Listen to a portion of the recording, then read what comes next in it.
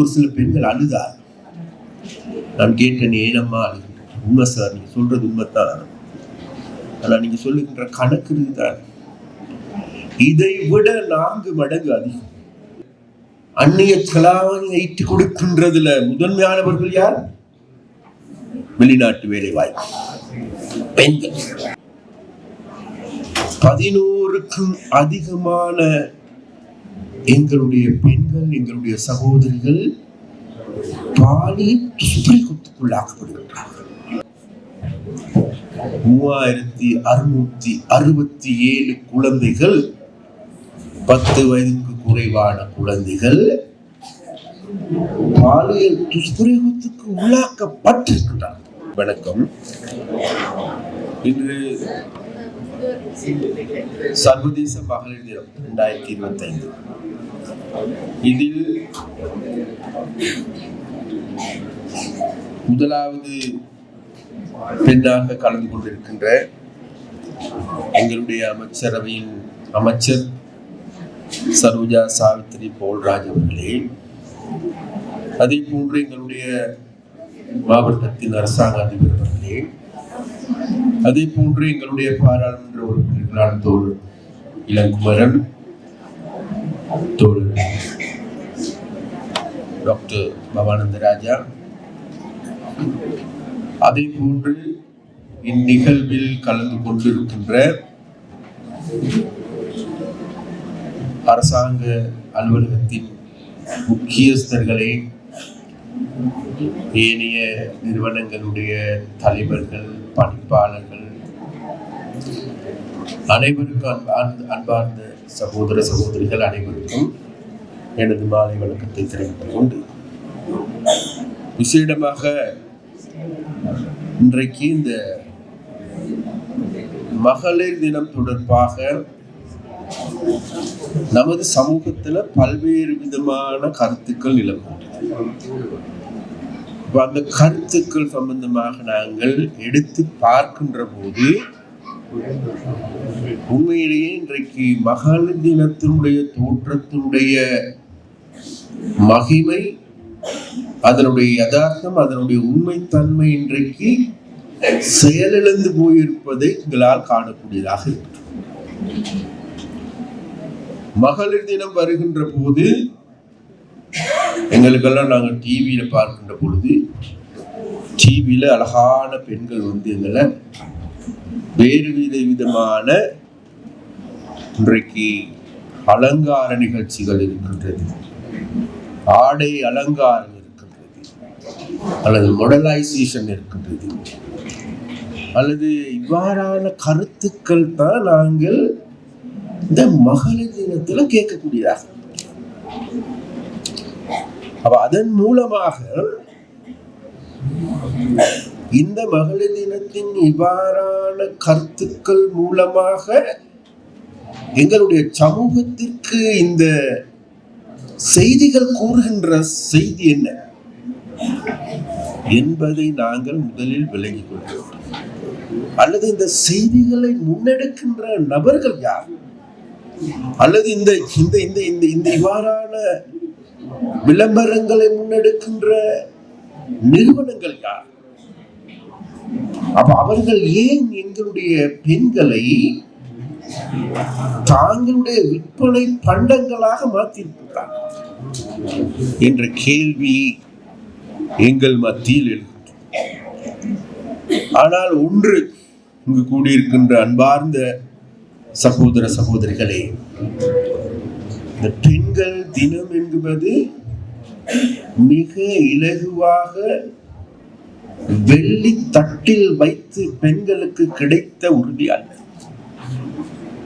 இதற்கு ஒரு காலத்தில், இன்றைக்கு அல்ல, இன்றைக்கு 118 வருடங்களுக்கு முன்பு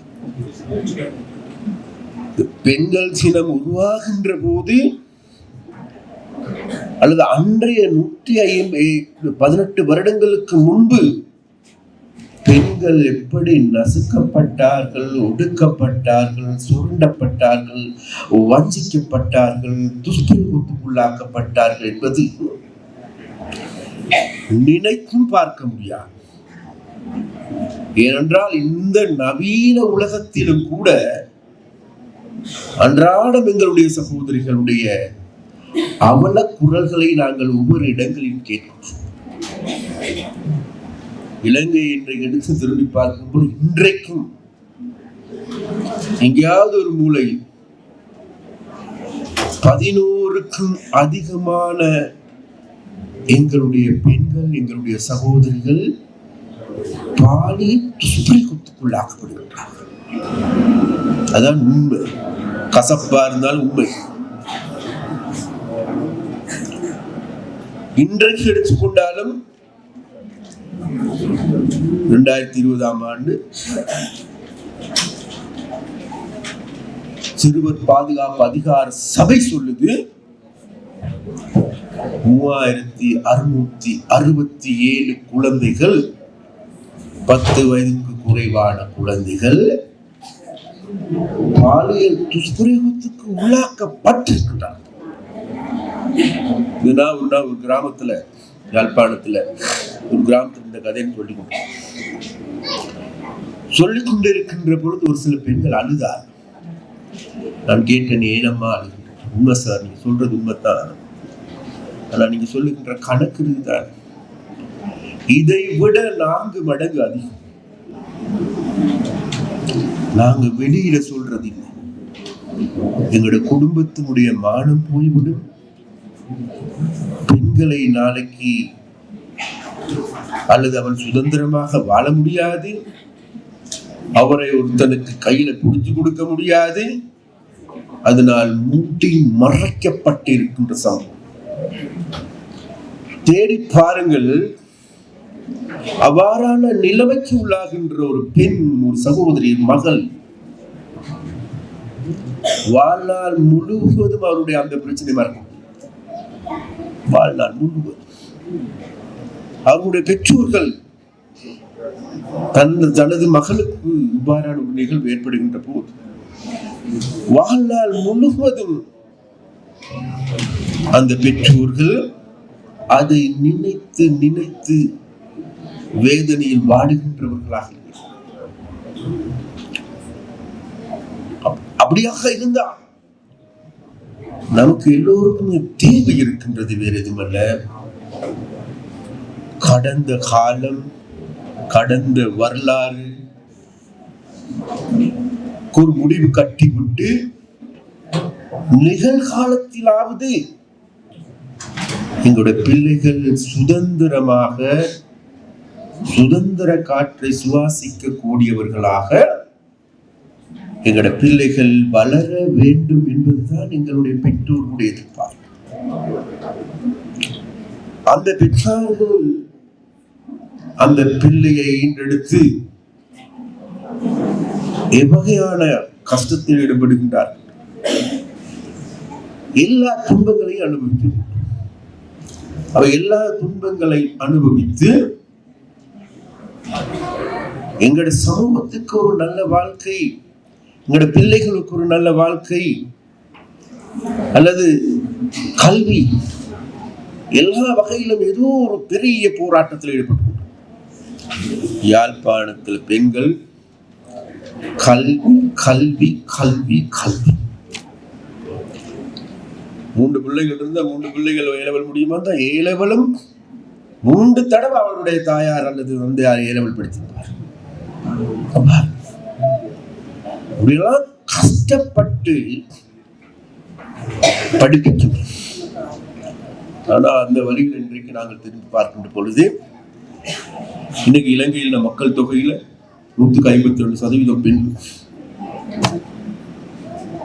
பல்கலைக்கழகங்களை கூடுதலாக படிப்பவர்கள் பெண்கள். அரசாங்க ஊழியர்களாக இருப்பவர்கள் பெண்கள். இந்த நாட்டில் அந்நிய செலாவணி ஈட்டி கொடுக்கின்றதுல முதன்மையானவர்கள் யார்? வெளிநாட்டு வேலை வாய்ப்பு பெண்கள். 2வது ஆடை தொழிற்சாலை பெண்கள். 3வது தேயிலை, தெங்கு, ரப்பர் பெண்கள். அப்படி சொன்னால் இன்றைக்கு இந்த நாட்டையே இயக்குகின்ற சக்திகளாக இருக்கின்ற பெண்கள் அதை மட்டுமா செய்கின்றார்கள்? வீட்டுக்கு வந்ததன் பிறகு வீட்டில் வேலைக்காரியாக மாறி, எங்களோட அம்மாவும் கூட அப்படிதான். நாங்களும் வேலைக்கு போறோம், வீட்டுக்காரையும் வேலைக்கு போறாங்க. நாங்க வந்து டிவிக்கு முன்னுக்கால டிராமா பார்த்து கொண்டிருக்கிறோம். கொஞ்சாவது டீ கொண்டாந்து கொடுக்குறாங்க, பிறகு போயிட்டு சமைக்கிறாங்க, பிறகு போய் சட்டை முட்டையும் கழுவுவோம், பிறகு உடுப்பும் கழுவுவோம், படுக்கையும் விரிச்சு போடும், படுக்க போடும். அவ்வளவு செஞ்சு போட்டு மறுநாள் விடிய 5 மணிக்கு எந்திரிக்கும், மறுபடியும் அவருக்கு வெட்டி கொண்டு கொடுக்கும். இவ்வாறான செயற்பாடுகள் நாங்கள் ஒவ்வொரு நாளும் நாங்கள் செய்து கொண்டோம். இதெல்லாத்தையும் செய்கின்ற எங்களுக்கு எங்க சம்பளம் குறைஞ்சது மதிப்பு உண்டு. நீ என்னடி வீட்டுல தானே இருக்கிற, உனக்கென்ன வேலை, வந்தாலும் உழைக்கிற அப்படிங்கிற ஒரு மனோபாவம் இருக்குதா இல்லையா? இருக்கு. அப்ப அந்த மனோபாவத்துக்கான காரணம் இல்லை. முதல்ல இந்த நாடகங்கள் மூலமாக அந்த சகோதரி சொன்ன செய்தி, சிறு பராயத்திலிருந்தே ஆசையோடு பிறந்து பெற்றெடுத்து அழகாக வளர்க்கின்ற குழந்தை பல்வேறு ஆசைகளோடு வளர்க்கின்றார். கட்டுப்பாடு கட்டுப்பாடு கட்டுப்பாடு கட்டுப்பாடு எல்லா வழிகளையும் இன்றைக்கு நசுக்கப்பட்டவர்களாக ஒடுக்கப்பட்டவர்களாக இருக்கிறார். அப்ப இந்த நிலைமையில இருந்து பெண்கள் மீண்டு எல்ல வேண்டும் என்று பலரும் சொல்லிக் கொண்டிருக்கிறார். எங்க இன்றைக்கு மீண்டு பெண்கள் எப்படி மீண்டு எழ முடியும்? அப்ப சுயமாக நாங்கள் இன்றைக்கு சிந்திக்க போகணும் என்கின்ற கேள்வி மேல் கேள்வி கேட்கின்ற பொழுது அதற்கு பெண்கள் பதில் தேடியாகும். விஷயமாக இன்றைக்கு நமக்கு எல்லோருக்குமே தெரியும், இந்த சமூகத்துல வாழுகின்ற பெண்கள்ல கூடுதலாக அந்த எல்லா வழிகளையும் நசுக்கப்படுகின்ற, ஏமாற்றப்படுகின்ற, வஞ்சிக்கப்படுகின்ற நிலைமையில பெண் விவசாயங்கள் நாங்கள் சொல்லுகின்றோம். சமூகத்தில் பெண்கள் இன்றைக்கு எங்களுடைய தாய் அப்படின்னு சொல்லுவோம். ஆனா இந்த சமூகத்துல பார்வை எப்படிப்பட்ட பார்வையாக, அல்லது டிவி விளம்பரங்கள் வருகின்ற செய்திகள் எப்படியாப்பட்டதாக, அல்லது இன்னைக்கு யூடியூப்ல அல்லது இந்த விளம்பரங்கள் மூலமாக பெண்கள் எந்த இடத்திற்கு தள்ளி வைத்திருக்கிறார். அவ்வாறு தள்ளி வைக்கின்ற பொழுது ஆண்களாகிய நாங்கள் பார்க்கின்றோம், ரசிக்கின்றோம். அதே நிலைமை தனது மகளுக்கு நாளைக்கு வருமாக ரசிக்க முடியுமா? அப்படியாக இருந்தால் நமக்கெல்லாம் தேவை இருக்குன்னு கேட்டா வேறு எதுவும் அல்ல. இங்க இருக்கின்ற பெண்களை, சகோதரிகளை தாங்களுடைய பிள்ளையாக, தாங்களுடைய சகோதரியாக நினைக்கின்ற ஒரு சமூகம் நமக்கு தேவையா இல்லையா? தேவை. அப்ப அந்த சமூக மாற்றத்தின் மூலமாகவே பெண்களுக்கான உண்மையான விடுதலையும் விமோசனத்தையும் பெற்றுக்கொள்ள முடியும் என்பது எங்களுடைய திடமான நம்பிக்கை. அப்ப அதற்காக புறப்படுங்கள் பெண்களின் தான், அதற்காக தயாராகுங்கள், அதற்காக செயற்படுங்கள் என்று கேட்டுக்கொண்டு எனக்கு சந்தர்ப்பத்தை கொடுத்ததற்கு நன்றி, வணக்கம்.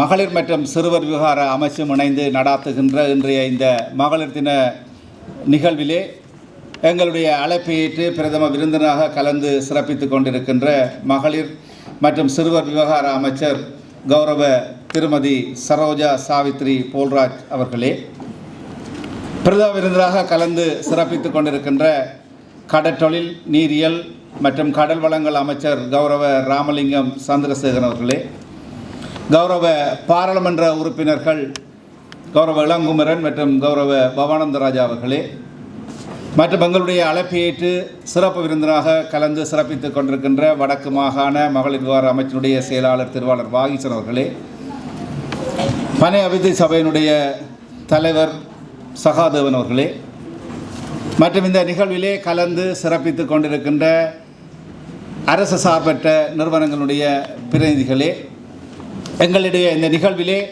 நிகழ்வை சிறப்பிப்பதற்காக சிறப்புரையாற்ற வருகை தந்திருக்கின்ற யாழ்ப்பாண பல்கலைக்கழகத்தினுடைய சட்டத்துறையினுடைய தலைவர் திருமதி கோசலை மதன் அவர்களே, ஆசிரியை வெள்ளை சிவகுரு வித்தியாலயத்தினுடைய திருமதி ஜனனி நிசாந்தன் அவர்களே, பிரதேச செயலாளர்களே, மாவட்ட செயலகத்தினுடைய பதவியில் உத்தியோகத்தர்களே, குறிப்பாக இன்று இந்த நிகழ்வு சிறப்புறுவதற்காக மாவட்டத்தினுடைய பல பிரதேசங்களிலுமிருந்து வருகை தந்திருக்கின்ற எங்களுடைய மாவட்டத்தை பிரதிநிதித்துவப்படுத்துகின்ற பெண்கள் அமைப்பினுடைய பிரதிநிதிகளே, பெண்களே, உங்கள் அனைவருக்கும் இந்நேர வணக்கத்தை கூறிக்கொண்டு, நேற்றைய தினம் சர்வதேச ரீதியாக மகளிர் தினம் அனுஷ்டிக்கப்பட்டது. அதனைத் தொடர்ந்து இன்றைய தினம் எங்களுடைய இந்த மாவட்டத்திலே சர்வதேச மகளிர் தினம் நிலையான எதிர்காலத்தை உருவாக்குவதற்காக அவள் வலுவான வழிகாட்டியாக இருப்பாள் என்கின்ற தொனிப்பொருளிலே இன்று எங்களுடைய இந்த மகளிர் தினம் சிறப்பான முறையிலே ஏற்பாடு செய்யப்பட்டு உங்களுடைய பங்களிப்போடு நடைபெற்று கொண்டிருக்கின்றது. அந்த வகையிலே இலங்கை ஜனநாயக சோசலிச குடியரசினுடைய மகளிர் விவகாரத்திற்கு பொறுப்பான அமைச்சர் கௌரவ திருமதி சாவித்திரி போல்ராஜ் அவர்கள் இன்றைய இந்த மகளிர் தின நிகழ்விலே கலந்து கொள்வது உண்மையிலே எங்களுக்கு மட்டற்ற மகிழ்ச்சி அடைகின்றது. ஏனென்றால் எங்களுடைய இந்த யாழ்ப்பாண மாவட்டத்தை பொறுத்தவரையிலே இந்த தொனிப்பொருளுக்கு அமைவாக நிலையான எதிர்காலத்தை உருவாக்குவதற்காக வலுவான வழிகாட்டியாக பெண்கள் இருக்கின்றார்கள் என்று சொல்லுகின்ற அந்த தன்மையோடு எங்களுடைய மாவட்ட பெண்கள் மிளிர்ந்து கொண்டிருக்கின்றார்கள். ஆகவே அவர்களுடைய வாழ்க்கையிலே வழிகாட்டுவதற்காக உரமூட்டுவதற்காக கௌரவ அமைச்சர் அவர்கள் கலந்து கொண்டிருப்பது உண்மையிலே எங்களுக்கு மகிழ்ச்சி அளிக்கின்றது. ஏனென்றால் ஒரு கேபினட் அந்தஸ்துள்ள அமைச்சர் அவர்கள் இந்த மாவட்ட நிகழ்விலே கலந்து கொள்வது எங்களுடைய மாவட்ட பெண்களுடைய எதிர்கால வளர்ச்சியிலே மேலும் வினைத்திறனாக அமையும். ஏனென்றால் எங்களுடைய மாவட்டம் இந்த பெண்கள் தொடர்பாக பல்வேறு தேவைப்பாடுகளை கொண்ட ஒரு மாவட்டமாக காணப்படுகின்றது. புள்ளி விவரங்களுடைய அடிப்படையிலே பார்க்கின்ற போது கிட்டத்தட்ட 2,07,000 குடும்பங்களை கொண்ட எங்களுடைய மாவட்டத்திலே 46,438 பெண் தலைமைத்துவ குடும்பங்கள் எங்களுடைய மாவட்டத்திலே காணப்படுகின்றது. மொத்தமாக எங்களுடைய சனத்தொகையோடு ஒப்பிட்டு பார்க்கின்ற போது 22% பெண் தலைமைத்துவ குடும்பங்கள் எங்களுடைய மாவட்டத்திலே வாழ்ந்து வருகின்றார்கள். ஆகவே அந்த வகையிலே நான் நினைக்கிறேன் இந்த மகளிர் தினமானது ஒரு நிகழ்வாக மட்டுமல்லாது இந்த மகளிருடைய அல்லது இந்த பெண்களுடைய எதிர்கால இலக்கை நோக்கியதாக அவர்களுடைய வாழ்க்கையிலே ஒரு சுபிட்சமான வசந்த காலமாக எதிர்பார்க்கக்கூடிய ஒரு நிலையிலே அவர்களை உருவாக்க வேண்டிய கடப்பாடு எங்கள் எல்லோருக்கும் இருக்கின்றது. அந்த வகையிலே இன்றைய நிகழ்வு எங்களுக்கு மேலும் வளம் சேர்ப்பதாக அமைந்திருக்கின்றது. குறிப்பாக இந்த பெண்களுடைய ஒரு மனிதனுடைய வாழ்க்கையிலே அல்லது அவருடைய இந்த வெற்றி பாதையிலே முன்னேற்றத்திலே பெண்ணானவள் பிரதான பங்கு வகிக்கின்றாள். அதனை யாரும் மறந்துவிட முடியாது. அந்த வகையிலே பெண்களுடைய இந்த வளர்ச்சி அல்லது பெண்களுடைய மேம்பாடு என்பது ஒரு சமூகத்தினுடைய ஒரு மேம்பாட்டு நிலையாகவே நாங்கள் கருத வேண்டியிருக்கின்றது. எந்த விடயமாக இருந்தாலும், உதாரணமாக கல்வியாக இருந்தால், ஒரு பெண்ணிற்கு நாங்கள் கல்வி அறிவை வழங்குகின்ற போது அந்த கல்வி அறிவின் மூலம் அந்த பெண் தான் மட்டும் பெற்றுக்கொள்ள மாட்டாள். அந்த கல்வியை அவர் சார்ந்த குடும்ப உறவுகள் அனைத்துமே அந்த கல்வியிலே மேம்படுகின்ற நிலையிலே எங்களுடைய பெண்கள் மிளந்து கொண்டிருக்கின்றார்கள். நான் நினைக்கின்றேன் எங்களுடைய மாவட்டம் இந்த யுத்தத்திற்கு பின்னர் தற்போது பல்வேறு ரீதியான வளர்ச்சி பாதை நோக்கி பயணித்துக் கொண்டிருக்கின்றது. அதிலே பெண்களுடைய பங்களிப்பும் காத்திரமானதாகத்தான் இருக்கின்றது. குறிப்பாக எங்களுடைய இந்த மாவட்டத்திலே பெண் தொழில் முயற்சியாளர்கள் கிட்டத்தட்ட 4,599 பெண் தொழில் முயற்சியாளர்கள் யுத்தத்திற்கு பின்னர் உருவாகி இருக்கிறார்கள். அந்த வகையிலே அவர்கள் பலர் இதிலே காணப்படுகின்றார்கள். பலர் இதிலே எங்களுடைய அழைப்பை ஏற்று வருகை தந்திருக்கின்றார்கள். அந்த ஒவ்வொரு பெண் தொழில் முயற்சியாளரின் பின்னாலே அவர்களுடைய உழைப்பு, அவர்களுடைய மனித முயற்சி, அவர்களுடைய அர்ப்பணிப்பு என்பன காணப்படுகின்றது.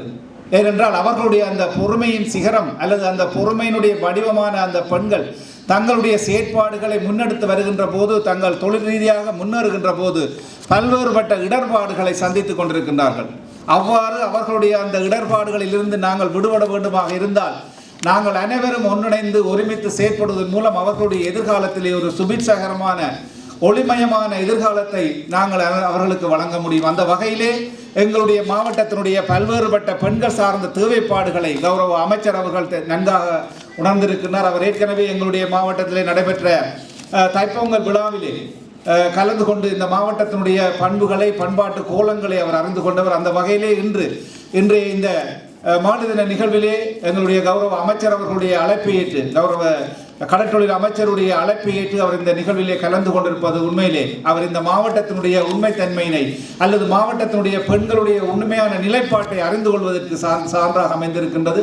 அந்த வகையிலே எங்களுடைய இந்த எதிர்கால மாவட்டத்தினுடைய அபிவிருத்தியிலே அரசாங்க அதிபர் என்ற ரீதியிலே நான் எங்களுடைய மாவட்டத்திலே பல்வேறுபட்ட தேவைப்பாடுகள் தொடர்பாக நாங்கள் உங்களுக்கு தெரியப்படுத்தி இருக்கின்றோம், இனிவரும் காலங்களிலும் தெரியப்படுத்தி இருக்கின்றோம். அந்த வகையிலே எங்களுடைய மாவட்டத்தினுடைய பெண்களுடைய அபிவிருத்தி அல்லது பெண்களுடைய மேம்பாடு என்பது ஒட்டுமொத்த சமூகத்தினுடைய மேம்பாடாக இருக்கும். அந்த வகையிலே ஒரு தமிழ் பேசுகின்ற தமிழ் அமைச்சர் இந்த பெண்கள் சிறுவர் விவகாரங்களிலே பொறுப்பாக அமைச்சராக இருப்பது குறிப்பாக தேசத்திற்கும் எங்களுடைய மாவட்டத்திற்கும் வலி சேர்க்கும். அந்த வகையிலே இன்றைய நிகழ்வு எங்களுடைய வரலாற்றிலே பெண்களுடைய வரலாற்றிலே ஒரு பொக்கிஷமாக அல்லது வரலாற்றிலே ஒரு தடம் பதித்த நாளாக இன்றைய இந்த மகளிர் தினம் அமைந்திருக்கின்றது. அந்த வகையிலே நாங்கள் அனைவரும் இந்த மாவட்டத்தினுடைய முன்னேற்றத்துக்காகவும் முயற்சிக்காகவும் ஒன்றிணைந்து செயற்படுவதன் மூலம் மாவட்ட அபிவிருத்தியிலே அனைவரும் கைகோர்த்து நிற்க முடியும். அந்த வகையிலே உங்கள் அனைவருக்கும் இன்றைய இந்த நிகழ்விலே ஒரு விடுமுறை நாளாக இருந்த போதிலும், ஞாயிற்றுக்கிழமையாக இருந்த போதிலும் பலர் எங்களுடைய இந்த அழைப்பை ஏற்று இந்த கலந்து கொண்டிருக்கின்ற ஆகவே ஒட்டுமொத்தமாக எங்களுடைய மாவட்ட அபிவிருத்தியிலே நீங்கள் காட்டுகின்ற அந்த ஒத்துழைப்புக்கு நன்றிகளை கூறிக்கொண்டு எங்களுடைய மாவட்டத்தினுடைய பெண்களுடைய வளர்ச்சியிலே நாங்கள் அனைவரும் ஒன்றிணைந்து கைகோர்த்து செயற்படுவோம் என்று கூறி மீண்டும் கௌரவ அமைச்சருக்கு என்னுடைய நன்றிகளையும் கூறி விடைபெறுகின்றேன். நன்றி.